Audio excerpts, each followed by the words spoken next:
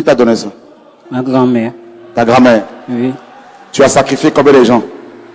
Beaucoup. Beaucoup? Oui.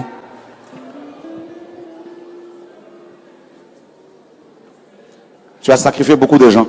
Oui. Comment tu faisais pour les sacrifier? De plusieurs manières. Déjà, il faut dire que j'étais consacré au diable, esprit, âme et corps. Donc, je pouvais tuer quelqu'un même par mes pensées, en fait.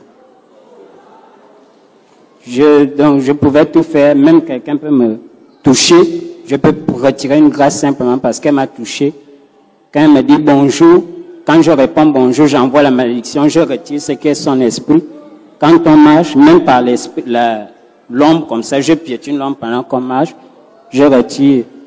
Donc, et dans le monde de la sorcellerie, j'étais un guerrier là-bas. Et en tant que guerrier, je tuais beaucoup. J'étais quelqu'un, je n'avais pas de pitié. J'avais souvent des sabres et j'étais accompagné de beaucoup d'esprits. Quand je rentrais dans une maison, je tuais tout le monde, les bébés, j'égorgeais, je tuais tout le monde. Je ne laissais aucun survivant, je brûlais la maison. Après, j'allais dans une autre maison et je tuais. Et c'était tout ça que je faisais. J'ai beaucoup fait de choses comme ça et bloquer des vies de gens. Être aussi un mari de nuit. Parce qu'à la fois aussi, je suis homosexuel, transsexuel, bisexuel. Je suis tous à la fois. Donc à la fois, je suis une femme et j'ai des rapports sexuels avec des esprits qui sont des femmes et qui ont des sexes d'hommes. Mais à la fois, je suis une femme, j'ai des rapports sexuels avec des hommes. Et à la fois, je suis un homosexuel, j'ai des rapports sexuels dans le monde mystique avec des hommes. À la fois, je suis un mari de nuit. Je sors avec des femmes, de personnes pour bloquer les vies, pour faire des choses comme ça. Qui t'a invité ici? Je vous ai suivi à la télévision hier, au midi. Et c'est comme ça que je suis venu, mais il n'avait pas l'argent du taxi, puisqu'il reste à Bekele. Même pour venir ici, j'ai marché. Et puis je suis arrivé ici.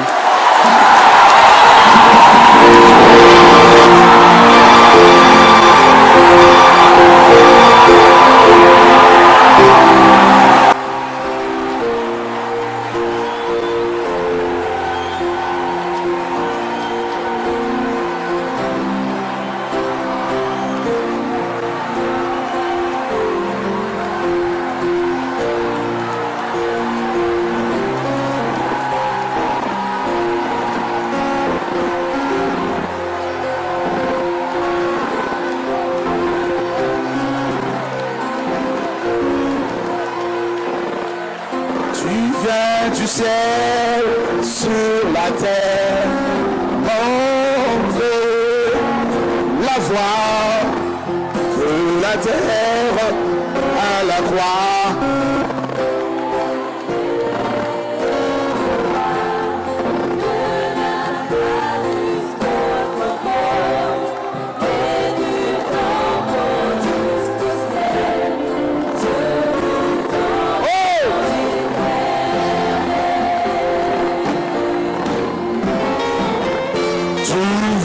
Du ciel sur la terre.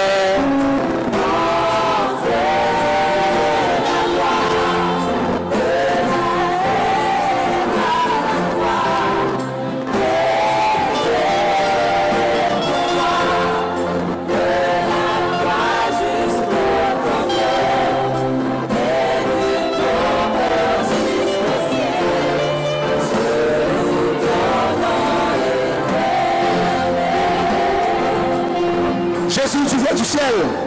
Tu viens du ciel sur la terre.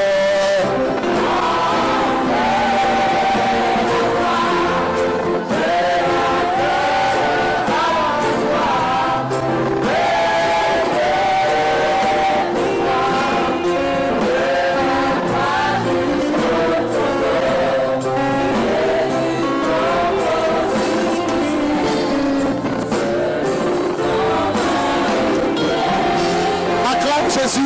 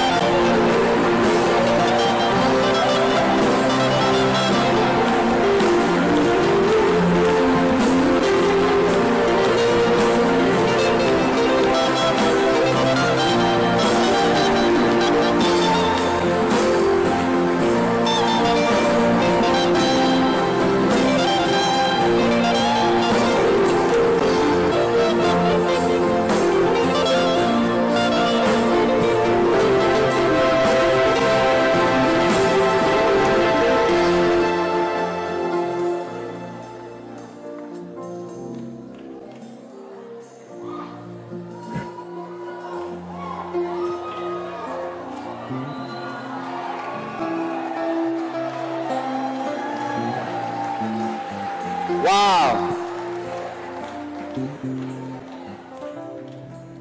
C'est ça l'église. Les sorciers, il faut les aimer.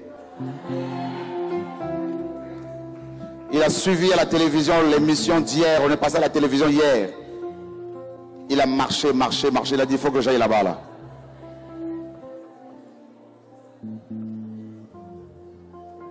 Il a tué beaucoup de gens.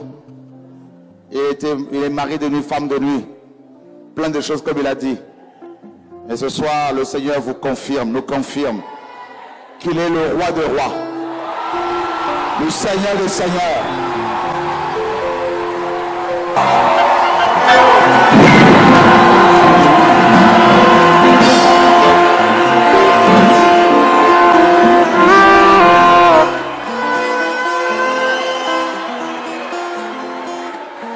Waouh!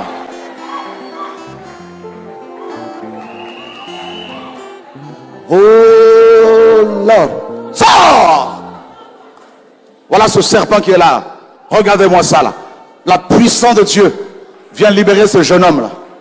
Il y a un gros serpent qui est là avec des cornes. Jesus. Jesus. Jesus. Jesus. Jesus. Sors. Allez, sors.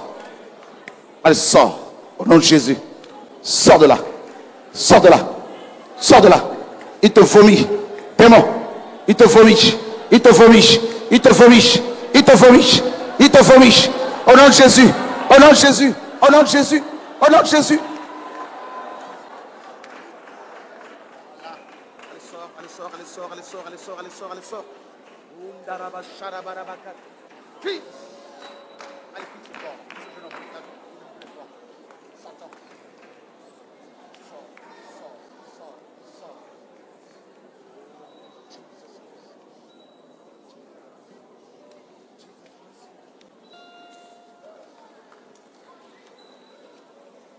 Priez pour son ventre.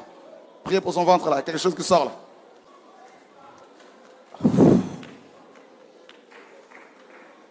Jesus. Oh, Jesus Christ. Oh, Jesus Christ. Jesus. Oh, Jesus.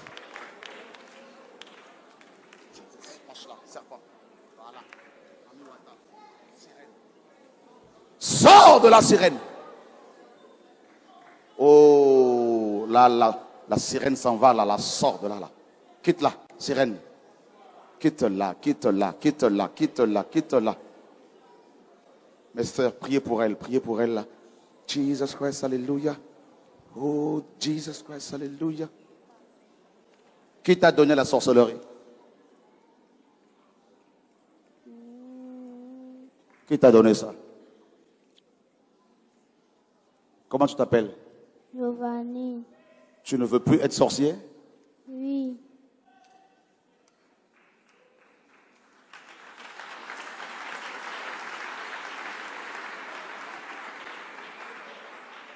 Jesus.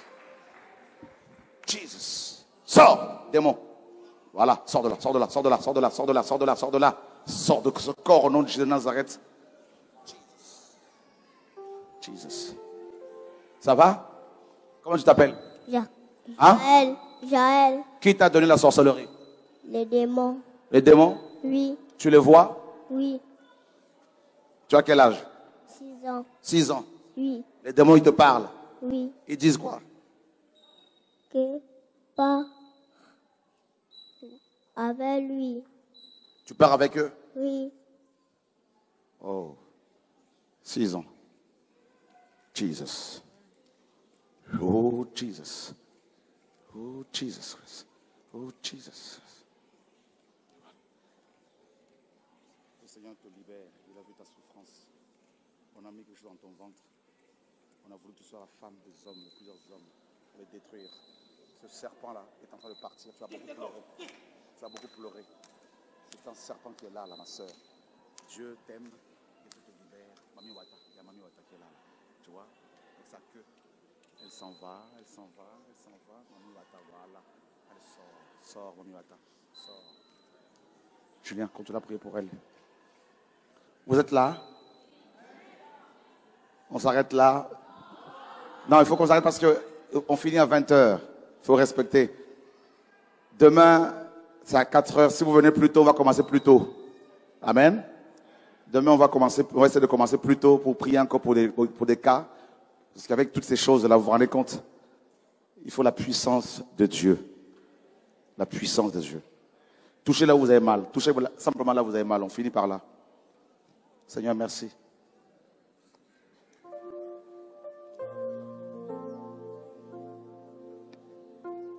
Seigneur, que toutes les maladies disparaissent des corps de mes frères et sœurs. Au nom de Yeshua, alléluia. Au nom de Yeshua, alléluia. Jesus Christ. Au nom de Jésus de Nazareth, au nom de Jésus de Nazareth, au nom de Jésus, que ton corps soit guéri. Au nom de Jésus de Nazareth. Là, guérison divine, là, guérison divine, là, là. Jesus. Là. Il y a des miracles là. Miracles. Voilà, c'est bon, c'est réglé là. Au nom de Jésus de Nazareth, gloire à Dieu, Seigneur, merci. Jesus. Alléluia, gloire à Dieu. Jesus. Là, ton dos, c'est bon, c'est réglé là. Marche, cours là-bas, là, au nom de Jésus de Nazareth. Jesus. Là, Jesus. C'est réglé là, au nom de Yeshua, notre Seigneur et Sauveur. Voilà, bougez vos jambes, là vous avez mal, vos yeux, tout ça. Commencez à lire. Dieu a guéri au nom de Yeshua. On se retrouve demain à 16h.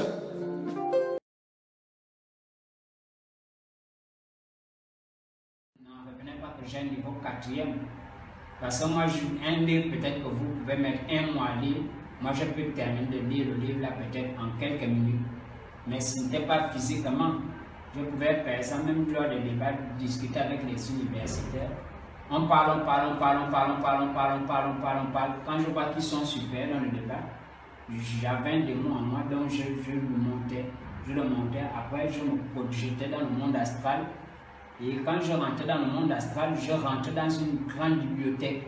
Je me mettais à lire les livres. Peut-être en 1 minute, je pouvais lire 5000 livres. Et quand je rentre dans mon corps, quand je me mets à parler à la personne, et la personne universitaire ferme la bouche parce que c'est comme si en fait je suis en train de lire des choses qu'elle n'a jamais lues physiquement. Et elle-même sait que c'est écrit dans tel livre, c'est écrit dans tel livre. Donc dans le monde astral là-bas, dans le monde démoniaque astral, il y a aussi des bibliothèques? Oui, il y a des bibliothèques. En fait, Satan, dans le monde de Satan, il présente à la personne ce que tu veux voir. Ce que tu veux voir, ça existe. Si tu veux même voir que tu es plus que Dieu, dans son illusion du monde astral, il te montre que bon, voici, tu es plus que Dieu, tu peux faire ce que Dieu ne peut pas faire. Voici, tu peux faire ça, voici, tu peux faire ça. Donc, tout ça, c'est seulement possible dans le monde astral. C'est pas un monde où tout est réalisable.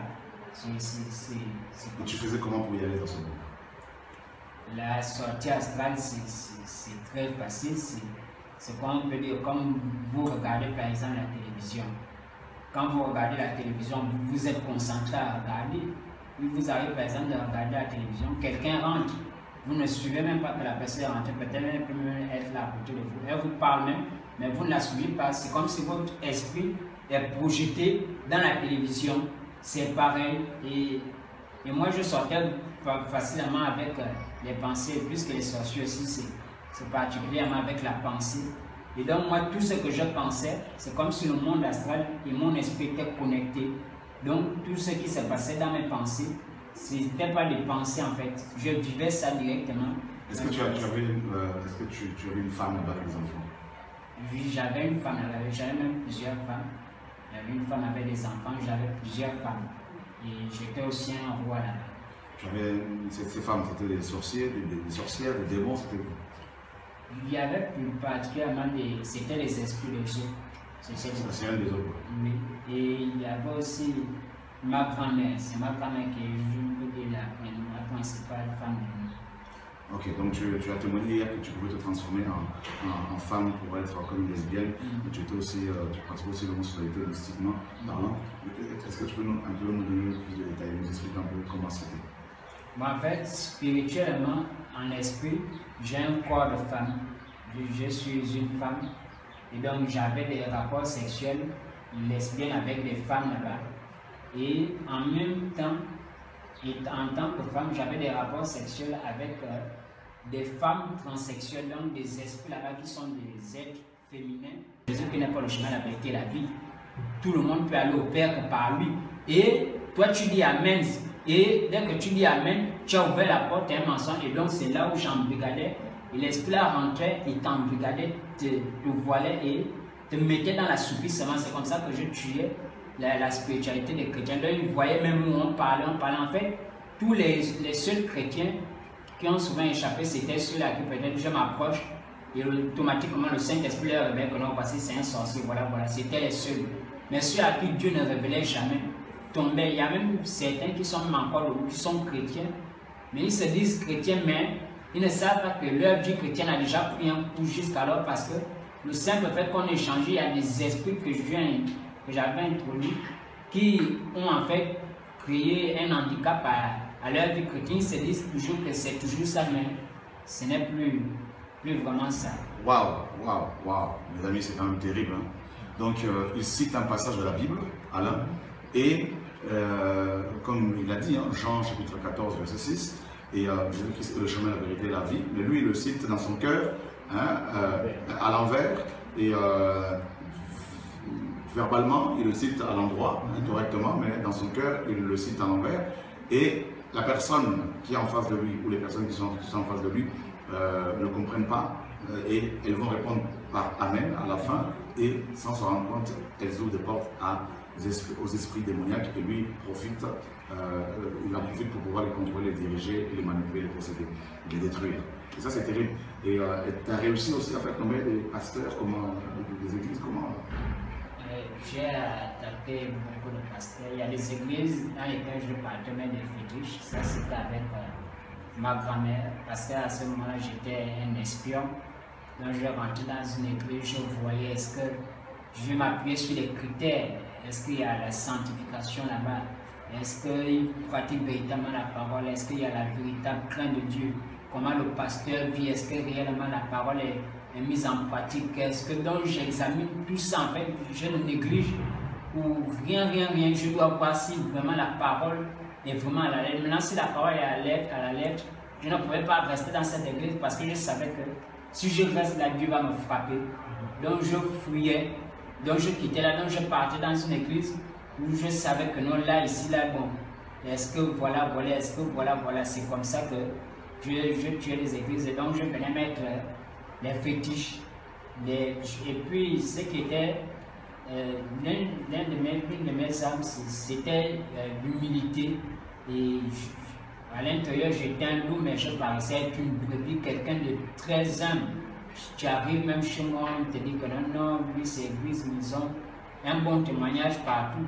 Mais quand j'arrivais à l'église, je maintenais cette attitude-là de quelqu'un qui est humble, de quelqu'un qui semblait bien connaître la vie chrétienne, j'avais la connaissance biblique et tout ça. Là, ce qui fait que les gens, en voyant mon humilité, la connaissance biblique, ce qui fait que quelquefois on venait me demander des conseils. Et je savais que tôt ou tard, au montant de sang, ils vont venir vers moi pour me demander un conseil. Oh frère Patrick, oh machin. Et là, j'en profitais justement pour embrigader. Le truc, c'est que je paraissais beaucoup sage en tant que, comme soi-disant chrétien. Et ce qui fait qu'ils me considéraient ce que je disais. Je parlais dans la sagesse, dans la simplicité, je semblais être saint, je semblais être humble et tout ça. Et quand ils commençaient à me considérer, je leur donnais de bons conseils qui les attiraient, c'était pour les appâter. Après, ils venaient de plus en plus, on me considère un peu, et c'est comme ça que je commence à les employer.